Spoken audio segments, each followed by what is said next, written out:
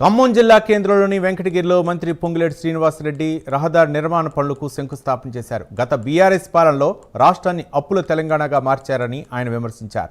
రైతుల కోసం అనేక కార్యక్రమాలు చేపట్టామని ఆయన చెప్పారు. ఇందిరమ్మ ప్రభుత్వంలో రాష్ట్ర వ్యాప్తంగా 4.5 లక్షల ఇందిరమ్మ ఇళ్లు ఇచ్చిందన్నారు. అర్హులైన ప్రతి ఒక్కరికి విడతల వారీగా ఇందిరమ్మ ఇళ్లు ఇస్తామని మంత్రి స్పష్టం చేశారు.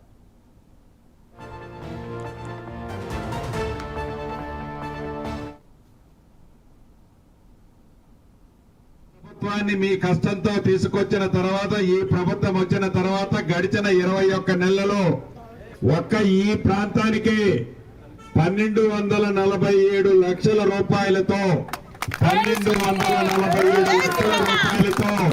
వివిధ అభివృద్ధి కార్యక్రమాలు చేసుకున్నాం. శంకుస్థాపనలో ఉన్నాయి, టెండర్ దశలో కొన్ని ఉన్నాయి. మీకు తెలియందే కాదు, ఈ ప్రభుత్వం మీ అందరి కష్ట ఫలితంతో వచ్చిన ప్రభుత్వం.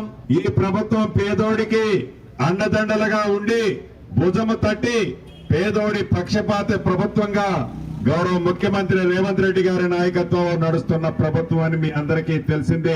ధనిక తెలంగాణ రాష్ట్రాన్ని అప్పుల పాలు చేసిన ఆనాటి పెద్దలు అప్పులు ఉన్నాయి కదా అని చేతులు ముందు పెట్టుకొని కూర్చోకుండా ఎన్నికల ముందు ఏవైతే హామీలు ఇచ్చామో ఆచరణ సాధ్యమైన ప్రతి హామీని తూచా తప్పకుండా పేదోడి కోసం ఈనాడు ప్రభుత్వం ఇచ్చే దాంట్లో భాగమే ప్రతి పేదవాడికి 200 యూనిట్ల ఉచిత విద్యుత్ ఇచ్చే కార్యక్రమం, కానీ ఇంటికి ఇందిరమ్మ ఇల్లు ఇచ్చే కార్యక్రమం ఈ ప్రభుత్వంలో గౌరవ ముఖ్యమంత్రి రేవంత్ రెడ్డి గారి నాయకత్వంలోని ఈ ప్రభుత్వం తీసుకుంటుందని మరొక్కసారి మీ అందరికీ